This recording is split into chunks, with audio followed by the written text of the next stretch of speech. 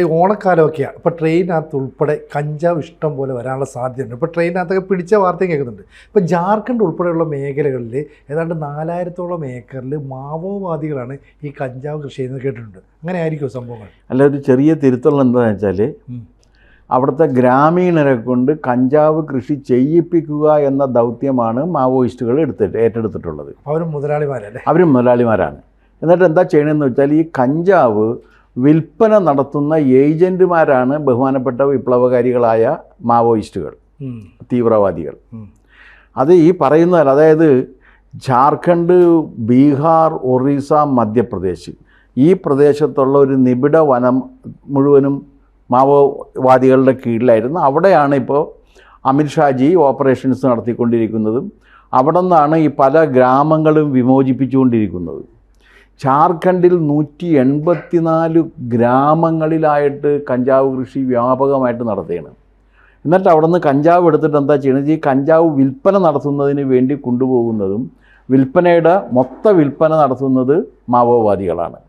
അതിൽ നിന്നാണ് മാവോവാദികൾ പണം ഉണ്ടാക്കിക്കൊണ്ടിരിക്കുന്നത്.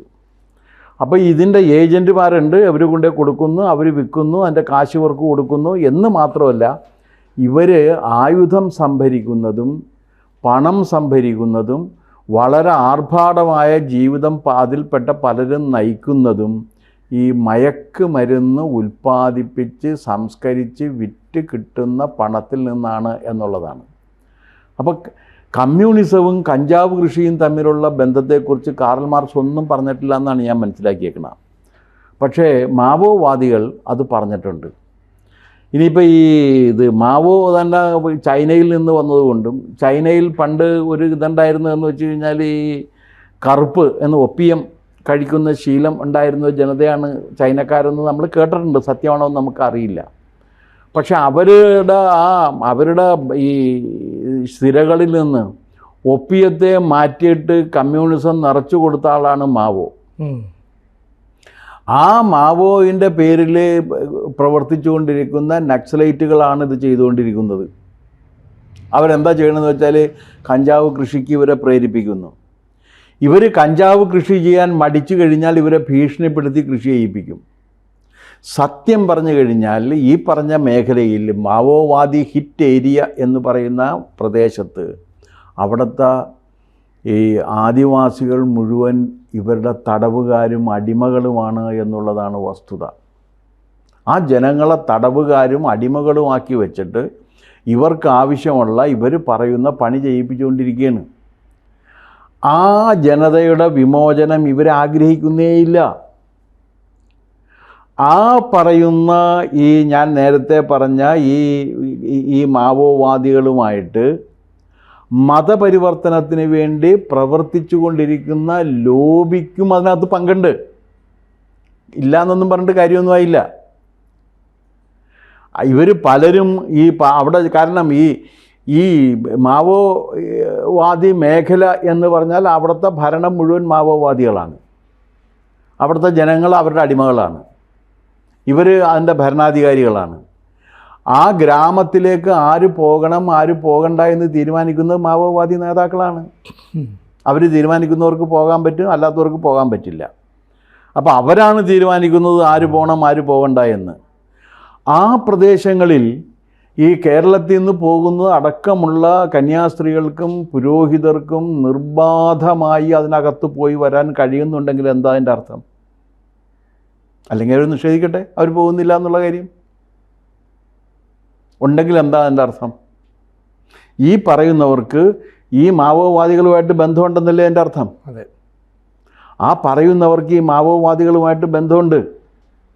അപ്പം മാവോവാദികളുമായിട്ട് ബന്ധമില്ല എന്നുണ്ടെങ്കിൽ മാവോവാദികൾ ചെയ്തുകൊണ്ടിരിക്കുന്ന വിധ്വംസക പ്രവർത്തനത്തെ ഇവർ അംഗീകരിക്കുന്നില്ല എങ്കിൽ ഇവർക്ക് ജീവനോടെ അതിനകത്ത് പോകാനും പറ്റില്ല, ഇറങ്ങി വരാനും കഴിയില്ല.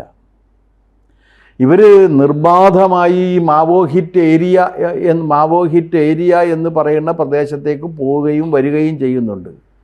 ഒരാക്ഷേപം കേൾക്കുന്നത് ഇവരിൽപ്പെട്ട ചിലർ ഈ കഞ്ചാവിൻ്റെ ഏജൻസിമാരായിട്ട് പ്രവർത്തിക്കുന്നുണ്ടെന്നാണ്, വിൽപ്പനയ്ക്ക് വേണ്ടിയിട്ട്. ഞാൻ ചിരിക്കാൻ വേണ്ടി പറയുന്നതല്ല, ആക്ഷേപമുണ്ട് അങ്ങനെ ഇതിനെക്കുറിച്ച്. ഇത് വളരെ ഗുരുതരമായ ഒരു പ്രശ്നത്തിലേക്കാണ് പോകുന്നത്. എന്തുകൊണ്ടായിരിക്കും ആ സംസ്ഥാന സർക്കാരുകൾ നടപടിയെടുക്കാൻ പറ്റും? ആ പ്രദേശത്തെക്കുറിച്ച് അറിയില്ലല്ലേ? ആ പ്രദേശം മാവോ ഹിറ്റ് ഏരിയയാണ്. മാവോയിസ്റ്റുകളാണ് അവിടെ ഭരണം നടത്തുന്നത്. അവിടെ നമുക്ക് നമ്മുടെ ഈ ഭരണഘടന അനുസരിച്ചുള്ള സ്ഥാപനങ്ങളോ മറ്റ് കാര്യങ്ങളോ ഒന്നുമില്ല. അവിടെ ഈ ആദിവാസി മേഖലയാണ്. ആ ആദിവാസികളെ അടിമകളാക്കി സൂക്ഷിക്കുക എന്ന ദൗത്യമാണ് മാവോവാദികൾ ചെയ്തുകൊണ്ടിരിക്കുന്നത് കാലാകാലങ്ങളായിട്ട്. അവിടെ മെയിൻ സ്ട്രീം പൊളിറ്റീഷ്യൻസൊന്നും ആ പ്രദേശത്തേക്ക് ചെന്ന് കഴിഞ്ഞാൽ വെടിവെച്ച് കൊന്നു കളയും. ആ പ്രദേശത്തേക്ക് ഇവർ ചെന്ന് കഴിഞ്ഞാൽ വെടിവെച്ച് കൊന്നു കളയും. ആ പ്രദേശത്തേക്കാണ് ഞാൻ നേരത്തെ പറഞ്ഞ ഈ റിലീജിയസ് കൺവേർഷന് വേണ്ടി പ്രവർത്തിച്ചു കൊണ്ടിരിക്കുന്ന കന്യാസ്ത്രീകളും അച്ഛന്മാരും എല്ലാം നിരന്തരം പോയി അവിടെ നിന്ന് പുറത്തു വരുന്നത്. അവർക്ക് പോകാൻ പ്രശ്നമൊന്നുമില്ല, അവർ തടയുന്നില്ല. ഇപ്പം ഞാനോ താനോ ചെന്ന് കഴിഞ്ഞാൽ നമുക്ക് അകത്തേക്കും കയറാൻ പറ്റില്ല, പുറത്തേക്കും വരാൻ പറ്റില്ല. അകത്ത് കയറിയാൽ പിന്നെ പുറത്ത് വരാൻ പറ്റില്ല. കാരണം അതിനകത്ത് നടക്കുന്ന കാര്യങ്ങളൊന്നും പുറത്തറിയരുത്. അപ്പോൾ പരോക്ഷമായ പിന്തുണ അങ്ങോട്ടും ഇങ്ങോട്ടും കൊടുക്കുന്നു എന്നൊരർത്ഥം കൂടില്ലേ? മ്യൂച്വലാണ് രണ്ടുപേരും, അങ്ങോട്ടും ഇങ്ങോട്ടും ഉണ്ട്. പരോക്ഷമല്ല, പ്രത്യക്ഷമായി തന്നെ. അതായത് ഇവരെ കൺവേർട്ട് ചെയ്യുന്നതിന് വേണ്ടിയിട്ട് ഉള്ള അരങ്ങൊരുക്കി കൊടുക്കുന്നതിൽ മാവോവാദികൾ ഇവരെ സഹായിക്കുകയും ഇവർ തിരിച്ച് മാവോവാദികൾക്ക് വേണ്ട സഹായങ്ങൾ ചെയ്യുകയും ചെയ്യുന്നുണ്ട്. അങ്ങനെ പരസ്പര സഹായ സഹകരണ സംഘമായിട്ടാണ് ആ പ്രദേശത്ത് ഇവർ പ്രവർത്തിച്ചുകൊണ്ടിരിക്കുന്നത്. ഇപ്പോൾ പറഞ്ഞു കഴിഞ്ഞാൽ ഉടനെ എതിർക്കും, അങ്ങനെയൊന്നും നടന്നിട്ടില്ല എന്ന് പറയും. ഞാൻ ചോദിക്കട്ടെ, ആരെയും കയറ്റാത്ത, ഒരാളെയും കയറ്റാത്ത മാവോവാദി മേഖലയിലേക്ക് ഇപ്പോൾ ജാർഖണ്ഡിൽ നമ്മൾ കണ്ടതാണത്. ജാർഖണ്ഡിൽ കണ്ടതാണ്, പിന്നെ അതിൻ്റെ ആ പ്രദേശത്തൊക്കെ നമ്മൾ കണ്ടതാണ്. അതിലേക്ക് ഇവർക്ക് മാത്രം നിർബാധം അകത്തു പോയി പ്രവർത്തിച്ച് തിരിച്ചു വരാൻ എങ്ങനെ കഴിയുന്നു? അത്ഭുതമാണത്. കാരണം അവിടെ ഉള്ള ഈ ആദിവാസികൾ മുഴുവൻ മറ്റവരുടെ നിരീക്ഷണത്തിലാണ്. അവരാരൊക്കെയായിട്ട് ബന്ധപ്പെടുന്നു. കാരണം അവർക്ക് ഭയമുണ്ട്. ഈ ചെല്ലുന്നവരിൽ പോലീസുകാരുണ്ടോ എന്ന് അവർക്ക് ഭയമുണ്ട്. അപ്പോൾ അവരുടെ രഹസ്യങ്ങൾ പുറത്തു പോകരുത്. അപ്പോൾ രഹസ്യങ്ങൾ പുറത്തു പോകാതിരിക്കണം എന്നുണ്ടെങ്കിൽ പോലീസുകാർ ഉണ്ടെങ്കിൽ വലിയ പ്രശ്നമാണ്. അപ്പോൾ അവിടെ വരുന്നവരെ മുഴുവനും നിരീക്ഷിക്കുന്നതിന് വേണ്ടിയിട്ടൊരു വലിയ വലയം മാവോവാദികൾ തീർത്തിട്ടുണ്ട്. ആ വലയം ഭേദിച്ച് ഒരാൾക്കും അകത്തേക്ക് കടന്നിട്ട് ഈ ആദിവാസികളുമായിട്ട് ബന്ധപ്പെടാൻ കഴിയില്ല. ഇതാണ് അവിടുത്തെ അവസ്ഥ. അതാണ് ഇപ്പം മാറ്റി ഇപ്പോൾ ബസ്തറൊക്കെ മോചിപ്പിച്ചില്ലേ? ബസ്തറിലേക്ക് വണ്ടിയെന്ന്, ബസ്തർ എന്നൊക്കെ പറഞ്ഞു കഴിഞ്ഞാൽ ആ പ്രദേശത്തേക്ക് ആളുകൾക്ക് ചെല്ലാൻ കഴിയാത്ത അവസ്ഥയായിരുന്നു. അപ്പോൾ ഈ ഓരോ ഗ്രാമങ്ങളിങ്ങനെ മോചിപ്പിച്ച് വന്നുകൊണ്ടിരിക്കുന്ന സമയത്താണ് അപ്പോൾ എന്താ ചെയ്യുക എന്ന് വെച്ചാൽ ഇവർ ഈ ആദിവാസികളെ കൊല്ലാൻ തുടങ്ങി. മാവോവാദികൾ ആദിവാസികൾ ചാരന്മാരാണ് എന്ന് പറഞ്ഞുകൊണ്ട് ഇവരെ കൊല്ലാൻ തുടങ്ങി. അപ്പോൾ ആദിവാസികൾക്ക് പേടിയായി. ആ സമയത്താണ് ആദിവാസികളുടെ ഇടയിൽ നിന്ന് ഒരു സേനയെ രൂപപ്പെടുത്തിയെടുത്ത്, എന്നിട്ട് ആ സേനയ്ക്ക് മിലിറ്ററി ട്രെയിനിങ് കൊടുത്ത് അവരെ അവിടുത്തെ പോലീസ് ഫോഴ്സിൻ്റെ ഭാഗമാക്കി. അവിടെ പോലീസ് ഫോഴ്സിൻ്റെ ഭാഗമാക്കി അവർ പ്രവർത്തിച്ച് തുടങ്ങിയപ്പോഴാണ് ആ പ്രദേശത്തെ നക്സലൈസ്റ്റ് പ്രവർത്തനം നിലച്ചു വന്നത്. അങ്ങനെ അത് സമ്പൂർണ്ണമായി നക്സലൈറ്റ് പ്രവർത്തനം അവിടെ സമ്പൂർണ്ണമായി തടയപ്പെടും എന്നൊരു ഘട്ടം വന്നപ്പോഴാണ് നന്ദിനി സുന്ദർ എന്ന് പറയുന്ന അർബൻ നക്സലൈറ്റ് ഇപ്പോഴത്തെ നമ്മുടെ സുദർശൻ റെഡ്ഡി എന്ന് പറയുന്ന മറ്റൊരു അർബൻ നക്സലൈറ്റിന് മുമ്പാകെ സുപ്രീം കോടതിയിൽ കേസുമായിട്ട് പോകുന്നത്. കിട്ടേണ്ട താമസം സുദർശൻ റെഡ്ഡി ഇത് അപ്പം തന്നെ പിരിച്ചുവിടാൻ പറഞ്ഞു.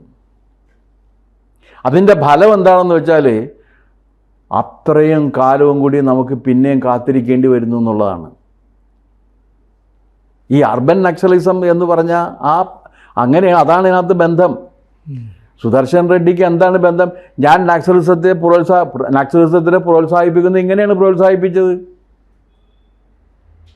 നക്സലിസത്തെ പ്രോത്സാഹിപ്പിച്ചില്ല എന്ന് സുദർശൻ റെഡ്ഡിക്ക് പറയാൻ പറ്റില്ല. സുദർശൻ റെഡ്ഡി എന്തിൻ്റെ അടിസ്ഥാനത്തിലാണ് അത് കൊടുത്തത് എന്നുള്ള കാര്യം പരിശോധിക്കേണ്ടതല്ലേ? ഇപ്പോൾ ഈ 2026 നക്സലുകളെ പൂർണ്ണമായിട്ടും ഉന്മൂലനം ചെയ്യുമെന്നാണ് ആഭ്യന്തരമന്ത്രി അമിത്ഷാ പറഞ്ഞത്. അപ്പോൾ ഇവരുടെ ഈ നീക്കം ഈ രീതിയിൽ മുന്നോട്ട് പോകുകയാണെങ്കിൽ അത് സാധ്യമാകുമെന്ന് വെച്ച് കഴിഞ്ഞാൽ ഇപ്പം ഈ വിവരങ്ങൾ പുറത്തു വരുന്നില്ലേ? മുൻപ് ഇതും വന്നിരുന്നില്ല, രഹസ്യമായിരുന്നു. അവിടെ നിന്ന് എന്ത് നടക്കും എന്നുള്ളവരെ ആർക്കും അറിയില്ലായിരുന്നു. ഈ ബീഹാറിൽ നിന്നും ആ പ്രദേശത്തും വരുന്ന തീവണ്ടിയിലല്ലേ ഈ സംഭവങ്ങൾ വരുന്നത്. ആ തീവണ്ടിയിൽ ഇവരാണ് കൊണ്ടുവന്ന് കയറ്റിവിടുന്നത്. അവിടെ നിന്ന് കൊണ്ടുവന്ന് തീവണ്ടിയിൽ കയറ്റി വിടുന്ന അത്രയും ജോലി ചെയ്യുന്നത്, ആ വളരെ പ്രശംസനീയമായ പണി ചെയ്തുകൊണ്ടിരിക്കുന്നത് ഈ മാവോവാദികളാണ്, നക്സലൈറ്റുകൾ. അവർക്ക് പിന്തുണ കൊടുക്കുന്നതാണ് നന്ദിനി സുന്ദറായാലും കൊള്ളാം, സുദർശൻ റെഡ്ഡി ആയാലും കൊള്ളാം. ഇപ്പം പറയുമ്പോൾ പൊള്ളിയിട്ട് കാര്യമില്ല, ചെയ്ത കാര്യമാണ് പറയുന്നത്. ഭരണഘടന സംരക്ഷിക്കാൻ ബാധ്യസ്ഥനായി നിന്നുകൊണ്ട് അങ്ങനെ ഭരണഘടന സംരക്ഷിക്കാമെന്ന് പറഞ്ഞ് പ്രതിജ്ഞ എടുത്ത് അധികാരത്തിലേറുന്ന ഒരു സുപ്രീം കോടതി ജഡ്ജി, അദ്ദേഹം ഇത് ചെയ്യുമ്പോൾ എങ്ങനെയുണ്ട്? അദ്ദേഹം ഒരുപക്ഷെ കൈ അനങ്ങിയിട്ട് ഒന്നും ചെയ്തിട്ടുണ്ടാകില്ല. അല്ലെങ്കിൽ തന്നെ ഏതെങ്കിലും ഒരു അർബൻ നക്സലൈറ്റ് ജീവിതത്തിൽ എന്തെങ്കിലും ചെയ്തിട്ടുണ്ടോ? വളരെ സുഖശീതളമായ അന്തരീക്ഷത്തിലിരുന്നു കൊണ്ട് എയർ കണ്ടീഷൻഡ് ജീവിതം, air condition car, air condition വീട്, ഭാരിച്ച ശമ്പളം, ഇതെല്ലാം കൈപ്പറ്റിക്കൊണ്ട് ബൗദ്ധിക തലത്തിലുള്ള നീക്കം, ബൗദ്ധിക തലത്തിൽ ഇവർക്ക് കൊടുക്കുകയാണ്. മറ്റേ ശങ്കരാടി പറയുന്നില്ലേ, ബുദ്ധിജീവികളെ ചോദ്യം ചെയ്യരുതെന്ന്. പാർട്ടിയിൽ ബുദ്ധിജീവിയാകുന്നതാണ് ഏറ്റവും സൗകര്യം എന്ന് പറയുന്നില്ലേ. അങ്ങനെ ഒരു പണിയെടുക്കാതെ ബുദ്ധിജീവി പണി ചെയ്തുകൊണ്ട് നക്സലൈറ്റുകളാണ് എന്ന ഖ്യാതി കിട്ടുകയും അതിൻ്റെ സൗകര്യങ്ങൾ അന്താരാഷ്ട്ര തലത്തിൽ കൈപ്പറ്റുകയും ചെയ്യുന്നവരാണ് ഇവരൊക്കെ. ഇപ്പം അദ്ദേഹം രാഷ്ട്രീയത്തിൽ വന്നുകൊണ്ടാണ് ഇതൊക്കെ പറയാൻ കാരണം. അദ്ദേഹം രാഷ്ട്രീയത്തിൽ ഇറങ്ങുകയും എനിക്ക് ജഡ്ജ് എന്ന നിലക്കുള്ള പരിഗണന വേണമെന്നും കൂടി പറഞ്ഞു കഴിഞ്ഞാൽ നടക്കില്ല. ചുരുക്കം പറഞ്ഞാൽ ഇവിടുത്തെ വിടവെടുപ്പൊക്കെ നടന്നിട്ടുണ്ടെങ്കിൽ ഈ ഓണക്കാല കഞ്ചാവ് ഇപ്പോൾ എത്താനുള്ള സമയമായി എന്നൊരു അർത്ഥം ഇല്ലേ ഇതിന്? വരുന്നുണ്ടാകണം. കാരണം അത് ഇപ്പോൾ വരുന്നത് കുറഞ്ഞിട്ടുണ്ടെങ്കിൽ അതിൻ്റെ അർത്ഥം എന്ന് വെച്ച് കഴിഞ്ഞാൽ അവിടെ ഈ നക്സലൈറ്റുകൾക്ക് ഈ ഗ്രാമീണർക്ക് കഞ്ചാവ് കൃഷി ചെയ്യണമെന്ന് ഒരു നിർബന്ധമില്ല. അവിടുത്തെ ആദിവാസികളെ കഞ്ചാവ് കൃഷി പഠിപ്പിച്ചത് നക്സലൈറ്റുകളാണ്. അതാണ് അവർ ചെയ്യുന്ന ദ്രോഹം. ഒരു രാജ്യത്തോട്, ഒരു ജനതയോട്, നമ്മുടെ ആദിവാസി സമൂഹത്തോട്, ആ സമൂഹത്തെ മുഴുവനും മയക്കുമരുന്നിൻ്റെ അടിമകളാക്കി തീർത്ത് അവരെ നശിപ്പിക്കുന്നതിന് വേണ്ടി പരിശ്രമിച്ചുകൊണ്ടിരിക്കുന്നവരാണ് ഇവരെ. ആ മേഖലയിൽ ആരൊക്കെ പോയി ജോലി ചെയ്യുന്നുണ്ടോ അവരെല്ലാവരും തന്നെ സംശയത്തിൻ്റെ നിഴലിലാകുന്നതിൽ ഒരു തെറ്റും നമുക്ക് കാണാൻ കഴിയില്ല. എന്തായാലും അടുത്ത വർഷത്തോടുകൂടി പ്രഖ്യാപിച്ചതുപോലെ ആഭ്യന്തരമന്ത്രിയുടെ ഈ നീക്കം വിജയകരമാകട്ടെ. ഇതോടുകൂടി നക്സലിസം പൂർണ്ണമായിട്ടും തുടച്ചു മാറ്റപ്പെടട്ടെ എന്ന് ആഗ്രഹിക്കല്ലേ. കൂടുതൽ വാർത്തകളും വിശേഷങ്ങളും നിങ്ങളിലേക്ക് എത്താൻ ABC മലയാളം സബ്സ്ക്രൈബ് ചെയ്യുക, ബെൽ ബട്ടണും അമർത്തുക.